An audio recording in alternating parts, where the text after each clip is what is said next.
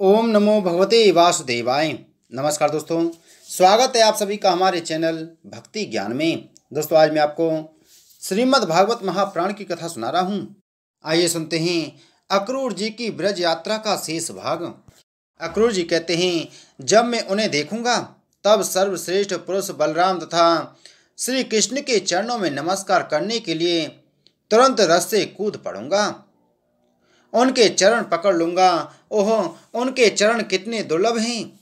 बड़े बड़े योगी यति आत्म साक्षात्कार के लिए मन ही मन अपने हृदय में उनके चरणों की धारणा करते हैं, और मैं तो उन्हें प्रत्यक्ष पा जाऊंगा और लौट जाऊंगा उन पर।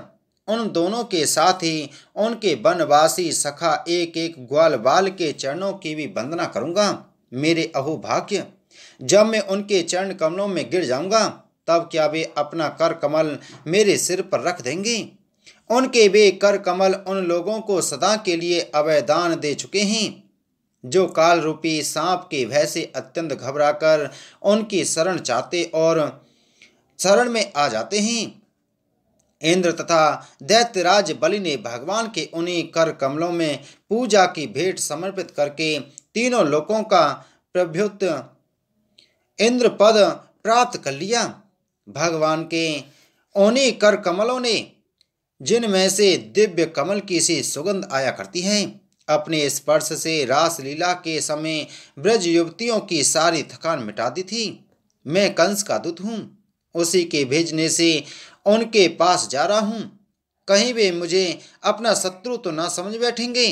राम राम, वे ऐसा कदापि नहीं समझ सकते, क्योंकि वे निर्विकार हैं, सम हैं, अच्युत हैं, सारे विश्व के साक्षी हैं, सर्वज्ञ हैं। वे चित्त के बाहर भी हैं और भीतर भी। वे क्षेत्रज्ञ रूप से स्थित होकर अंतःकरण की एक एक चेष्टा को अपनी निर्मल ज्ञान दृष्टि के द्वारा देखते रहते हैं। तब मेरी शंका व्यर्थ है। अवश्य ही मैं उनके चरणों में हाथ जोड़कर विनीत भाव से खड़ा हो जाऊंगा। वे मुस्कुराते हुए दया भरी स्त्रग्ध दृष्टि से मेरी ओर देखेंगे। उस समय मेरे जन्म जन्म के समस्त अशुभ संस्कार उसी क्षण नष्ट हो जाएंगे और मैं निसंग होकर सदा के लिए परमानंद में मग्न हो जाऊंगा।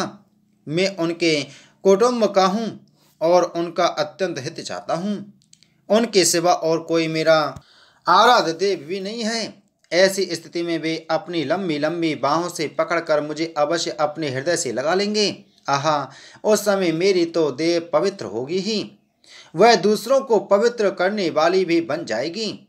और उसी समय उनका आलिंगन प्राप्त होते ही मेरे कर्म में बंधन, जिनके कारण मैं अनादिकाल से भटक रहा हूँ, टूट जाएंगे। जब वे मेरा आलिंगन कर चुकेंगे और मैं हाथ जोड़ सिर झुकाकर उनके सामने खड़ा हो जाऊंगा, तब वे मुझे चाचा अक्रूर इस प्रकार कहकर संबोधित करेंगे। क्यों ना हो, इसी पवित्र और मधुर यश का विस्तार करने के लिए ही तो वे लीला कर रहे हैं। तब मेरा जीवन सफल हो जाएगा।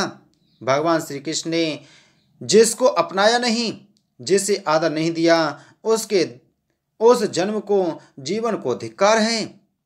ना तो उन्हें कोई प्रिय है और ना तो अप्रिय, ना तो उनका कोई आत्मीय स्वद है और ना तो शत्रु।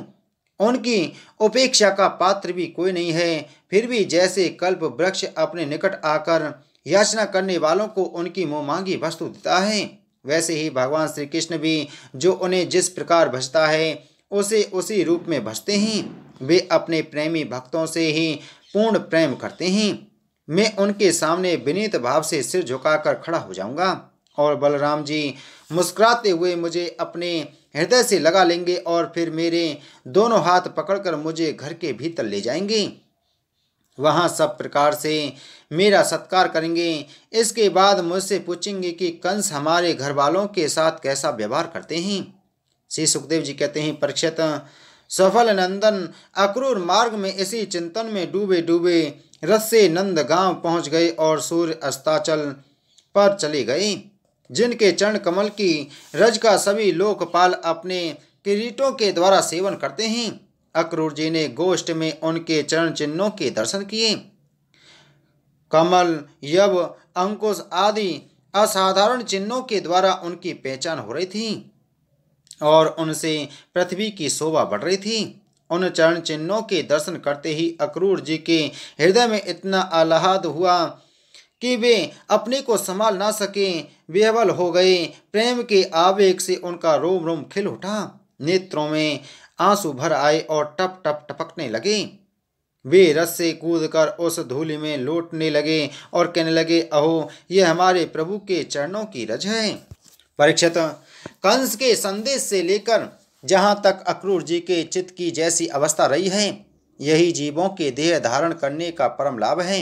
इसलिए जीव मात्र का यही परम कर्तव्य है कि दम भय और शोक त्याग कर भगवान की मूर्ति, प्रतिमा, भक्त आदि चिन्ह, लीला स्थान तथा गुणों के दर्शन, श्रवण आदि के द्वारा ऐसा ही भाव संपादन करें। ब्रज में पहुंचकर अक्रूर जी ने श्री कृष्ण और बलराम दोनों भाइयों को गाय दोहने के स्थान में विराजमान देखा। श्याम सुंदर श्री कृष्ण पीताम्बर धारण किए हुए थे और गौर सुंदर बलराम नीलांबर, उनके नेत्र शरतकालीन कमल के समान खिले हुए थे। उन्होंने अभी किशोर अवस्था में प्रवेश ही किया था। वे दोनों गौर श्याम निखिल सौंदर्य के खन थे। घुटनों का स्पर्श करने वाली लंबी लंबी भुजाएं, सुंदर बदन, परम मनोहर और गज शावक के समान ललित चाल थी। उनके चरणों में ध्वजा, वज्र, अंकुश और कमल के चिन्ह थे। जब वे चलते थे उनसे चिन्हित होकर पृथ्वी शोभायमान हो जाती थी। उनकी मंद मंद मुस्कान और चितवन ऐसी थी मानो दया बरस रही हो। वे उदारता की तो मानो मूर्ति ही थे। उनकी एक एक लीला उदारता और सुंदर कला से भरी थी। गले में बनमाला और मड़ियों के हार जगमगा रहे थे। उन्होंने अभी अभी स्नान करके निर्मल वस्त्र पहने थे और शरीर में पवित्र अंगराग तथा चंदन का लेप किया था। परीक्षित, अक्रूर ने देखा कि जगत के आदि कारण, जगत के परमपति पुरुषोत्तम ही संसार की रक्षा के लिए अपने संपूर्ण अंशों से बलराम जी और श्री कृष्ण के रूप में अवतीर्ण होकर अपनी अंग कांति से दिशाओं का अंधकार दूर कर रहे हैं। वे ऐसे भले मालूम होते थे जैसे सोने से मढ़े हुए मरकटमणि और चांदी के पर्वत जगमगा रहे हों। उन्हें देखते ही अक्रूर जी प्रेमावेग से अधीर होकर रथ से कूद पड़े और भगवान श्री कृष्ण तथा बलराम के चरणों के पास साष्टांग लौट गए। परीक्षित, भगवान के दर्शन से उन्हें इतना आह्लाद हुआ कि उनके नेत्र आंसू से सर्वथा भर गए। सारे शरीर में पुलकावली छा गई। उत्कंठता बस गला भर आने के कारण वे अपना नाम भी ना बतला सके। शरणागत वत्सल भगवान श्री कृष्ण उनके मन का भाव जान गए। उन्होंने बड़ी प्रसन्नता से चक्रांकित हाथों के द्वारा उन्हें खींचकर उठाया और हृदय से लगा लिया। इसके बाद जब वे परम मनस्वी श्री बलराम जी के सामने विनीत भाव से खड़े हो गए, तब उन्होंने उनको गले लगा लिया और उनका एक हाथ श्री कृष्ण ने पकड़ा तथा दूसरा बलराम जी ने। दोनों भाई उन्हें घर ले गए। घर ले जाकर भगवान ने उनका बड़ा स्वागत सत्कार किया, कुशल मंगल पूछकर श्रेष्ठ आसन पर बैठाया और विधि पूर्वक उनके पांव पखार कर मधुपर्क, शहद मिला हुआ दही आदि पूजा की सामग्री भेंट की। इसके बाद भगवान ने अतिथि अक्रूर जी को एक गाय दी और पैर दबाकर उनकी थकावट दूर की तथा बड़े आदर एवं श्रद्धा से उन्हें पवित्र और अनेक गुणों से युक्त अन्न का भोजन कराया। जब वे भोजन कर चुके, तब धर्म के परम मर्मज्ञ भगवान बलराम जी ने बड़े प्रेम से मुखवास, पान, इलायची आदि और सुगंधित माला आदि देकर उन्हें अत्यंत आनंदित किया। इस प्रकार सत्कार हो चुकने पर नंदराय जी ने उनके पास आकर पूछा, अक्रूर जी, आप लोग निर्दयी कंस के जीते जी किस प्रकार अपने दिन काटते हैं? अरे, उसके रहते आप लोगों की वही दशा है जो कसाई द्वारा पाली हुई भेड़ों की होती है। जिस इंद्रियाराम पापी ने अपनी बिलखती हुई बहन के नन्हे नन्हे बच्चों को मार डाला, आप लोग उसकी प्रजा हैं, फिर आप सुखी हैं, यह अनुमान तो हम कर ही कैसे सकते हैं। अक्रूर जी ने नंद बाबा से पहले ही कुशल मंगल पूछ लिया था। जब इस प्रकार नंद बाबा ने मधुर वाणी से अक्रूर जी से कुशल मंगल पूछा और उनका सम्मान किया, तब अक्रूर जी के शरीर में रास्ता चलने की जो कुछ थकावट थी वह सब दूर हो गई। बोलो श्रीमद् भागवत महापुराण की जय। बोलो श्री कृष्ण चंद्र भगवान की जय।